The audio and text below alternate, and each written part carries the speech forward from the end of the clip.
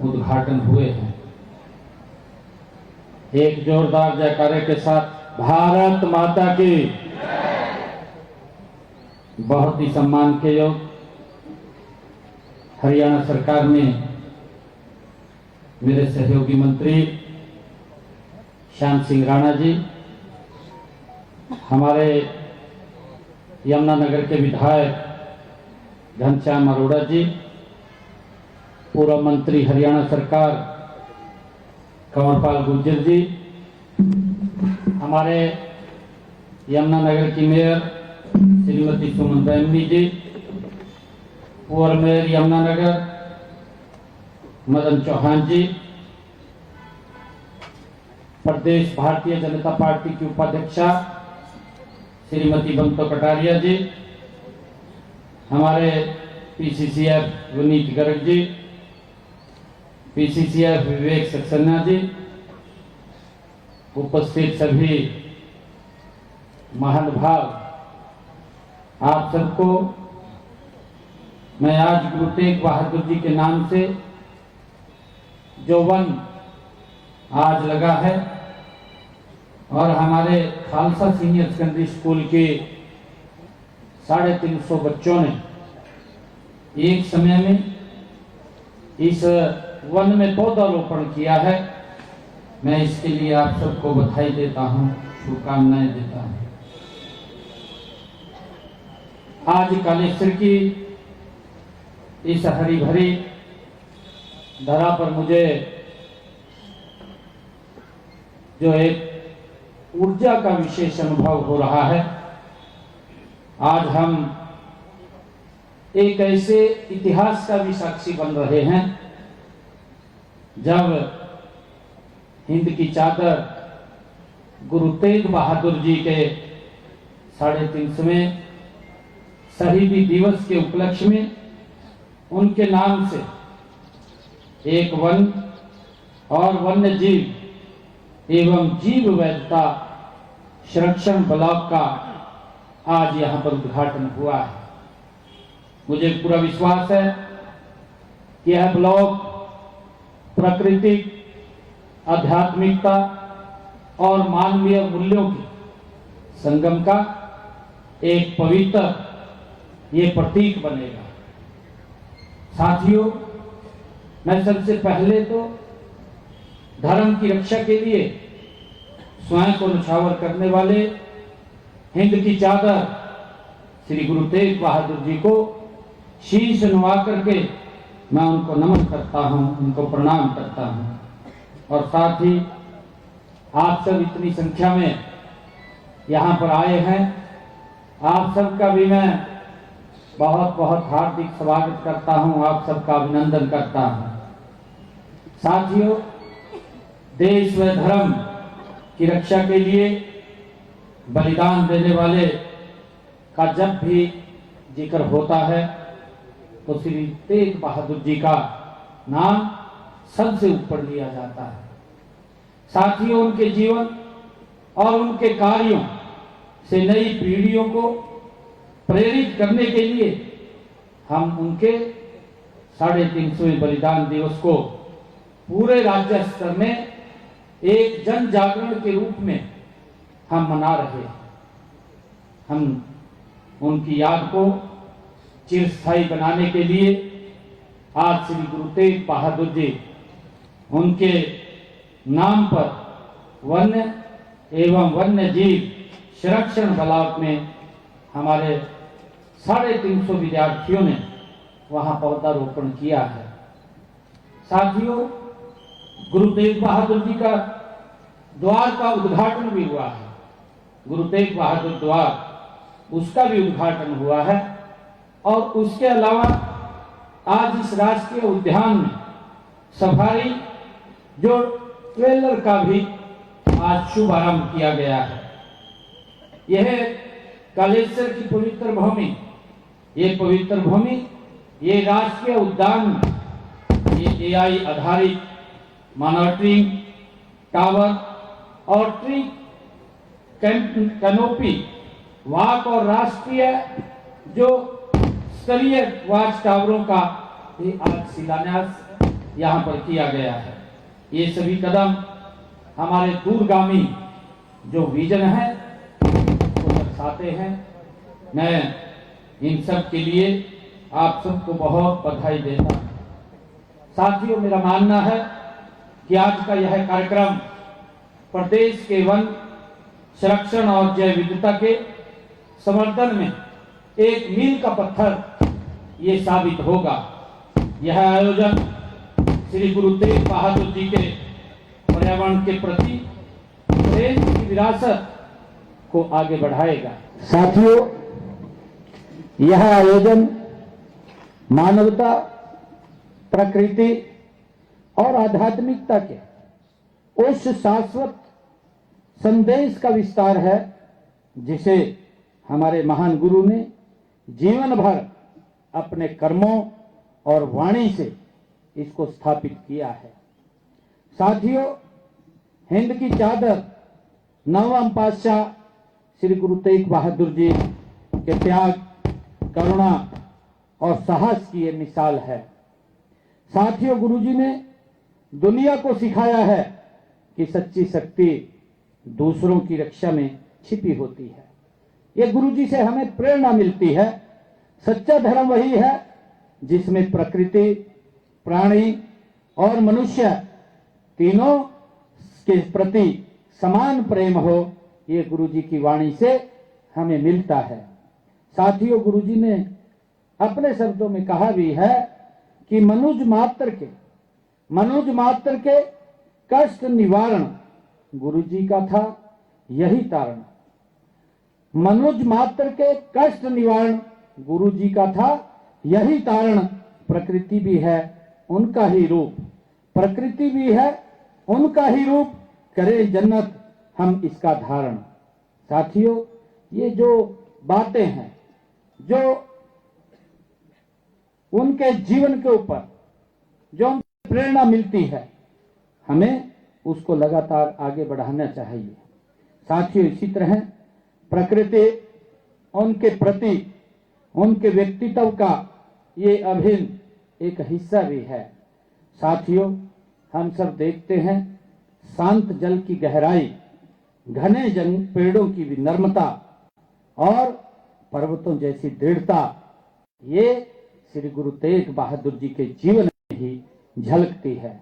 और इसलिए आज इस पवित्र भूमि कालेश्वर में गुरु जी के नाम पर यह वन्य जीव एवं जैव विविधता संरक्षण ब्लॉक स्थापित होना, ये उनकी शिक्षाओं का एक जीवंत रूप है। साथियों, यह आने वाली पीढ़ियों को बताएगा कि प्रकृति केवल संसाधन नहीं है, यह संस्कृति है, यह हमारे संस्कार हैं और यह स्वयं एक जीवन भी है।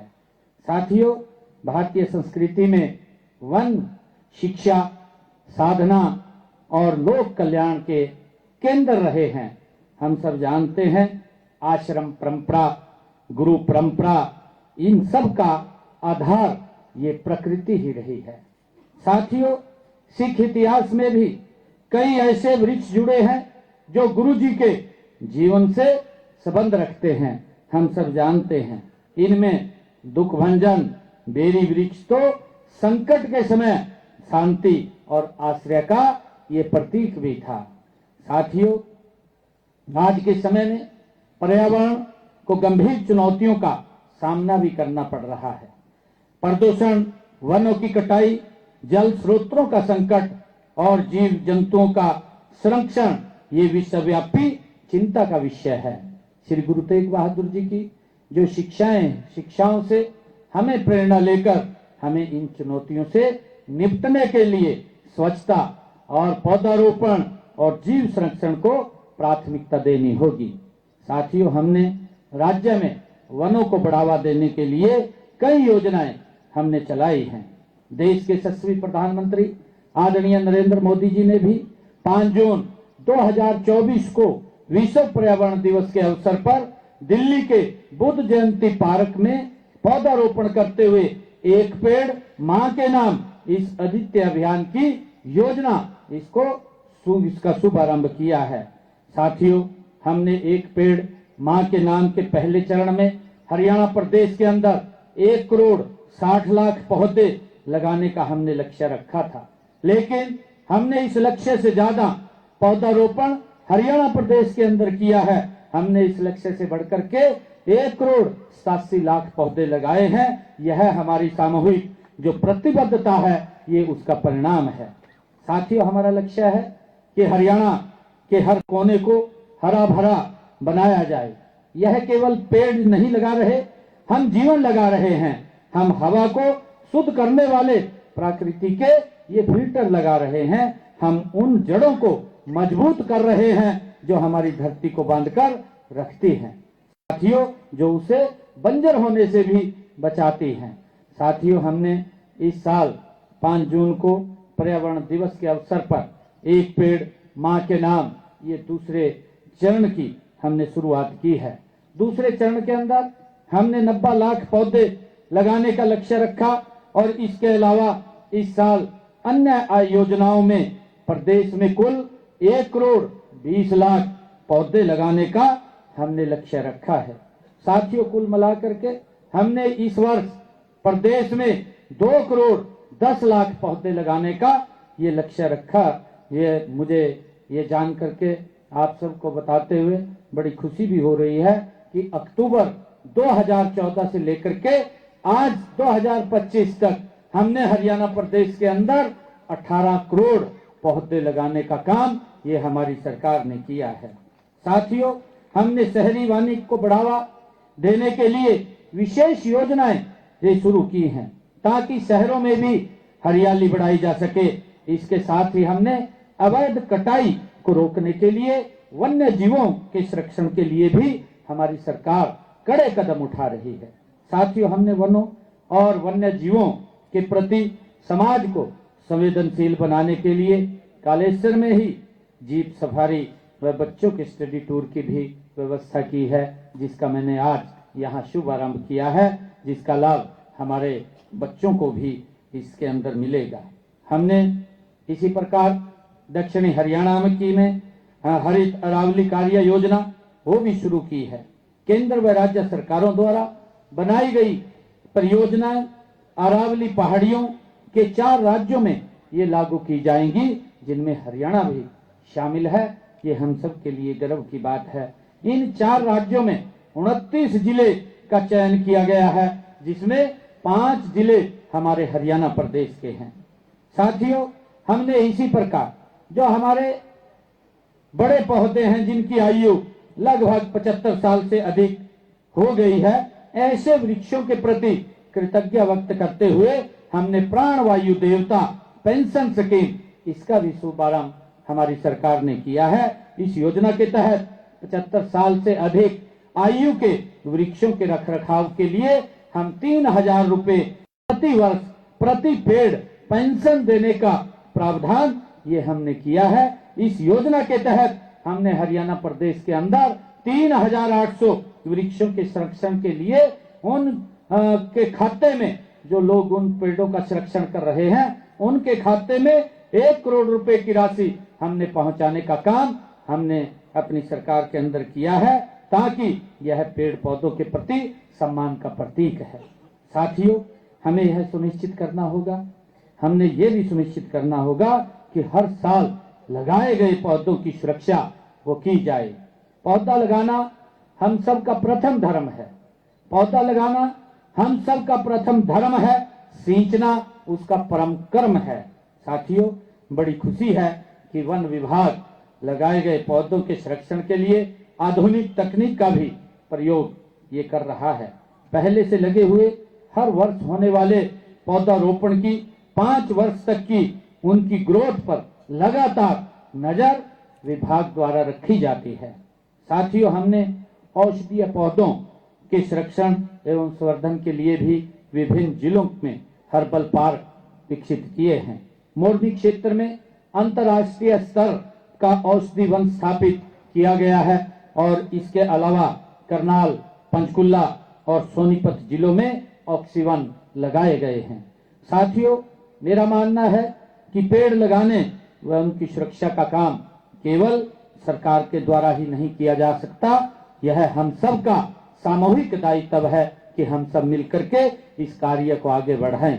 साथियों, हमें चाहे बच्चों को बचपन से ही प्रकृति से के साथ उनको जोड़ना होगा ताकि वे बड़े होकर इस महत्व को समझें।